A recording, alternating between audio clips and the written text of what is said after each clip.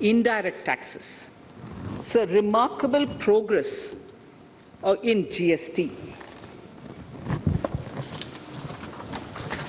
GST has been a landmark reform of independent India, showcasing the spirit of cooperative federalism. While aspirations were high, there were huge challenges too. These challenges were overcome deftly and painstakingly under the guidance and the oversight of the GST Council.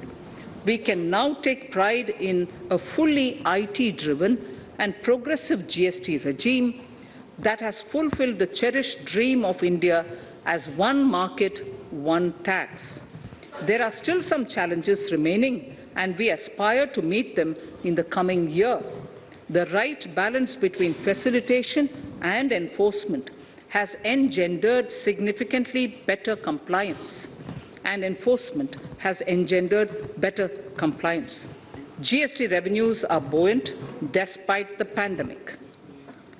I would bring in something which I've got to know this morning, not part of my speech, but worth putting in here for the knowledge of the Honourable House. I would like to bring to the notice of this House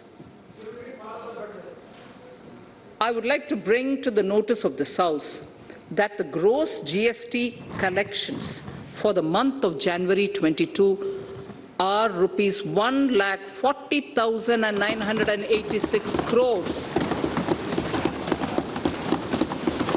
which is the highest since the inception of GST. This has been possible due to rapid economic growth, recovery, post-COVID,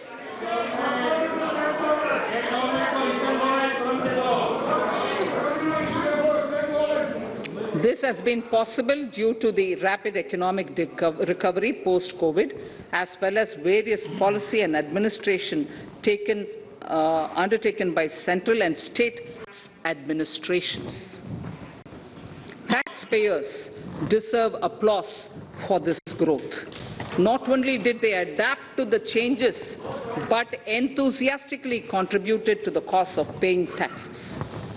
Special economic zones. In part A of my speech, I have referred to the proposed reforms in SEZs.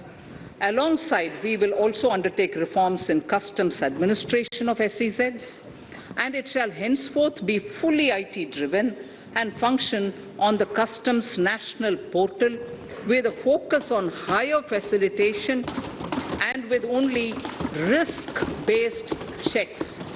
This will ease doing business by SEZ units considerably.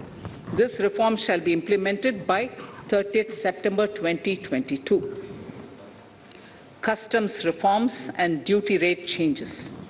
Customs administration has reinvented itself over the years through liberalized procedures and infusion of technology. Faceless customs has been fully established. During COVID-19 pandemic, customs formation have done exceptional frontline work against all odds, displaying agility and purpose. Customs reforms have played a very vital role in domestic capacity creation, providing level playing field to our MSMEs, easing the raw material supply side constraints, enhancing ease of doing business, and being an enabler to other policy initiatives such as PLI and phased manufacturing plans. My proposal on customs side are aligned to these objectives. Project imports and capital goods. National Capital Goods Policy 2016 aims at doubling the production of capital goods by 2025. This would create an employment opportunities and result in increased economic activity. However, several duty exemptions, even extending to over 3 decades, in some cases have been granted to capital goods for various sectors like power, fertilizer, textiles, leather footwear, food processing and fertilizers. These exemptions have hindered the growth of the domestic capital goods sector.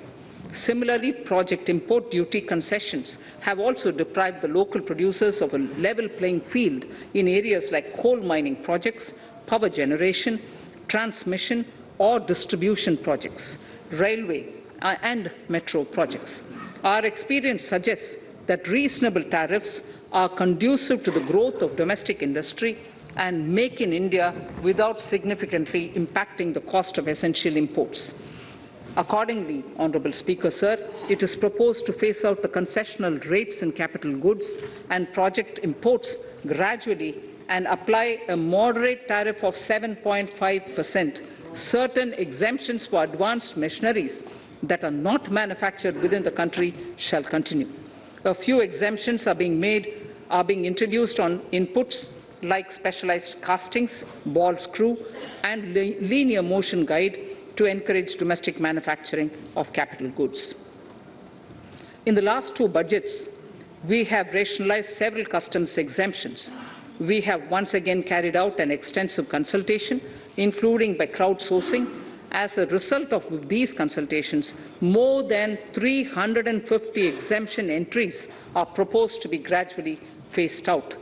These include exemptions on certain agricultural produce,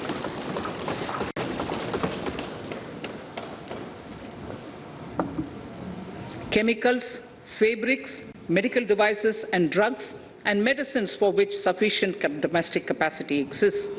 Further, as a simplification measure, several concessional rates are being incorporated in the customs tariff schedule itself instead of prescribing them through various notifications.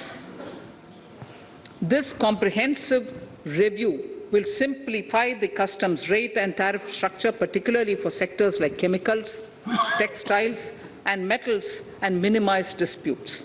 Removal of exemption on items which are or can be manufactured in India and providing concessional duties on raw material that go into manufacturing of intermediate products will go many a step forward in achieving our objective of Make in India and Atmanirbhar Bharat.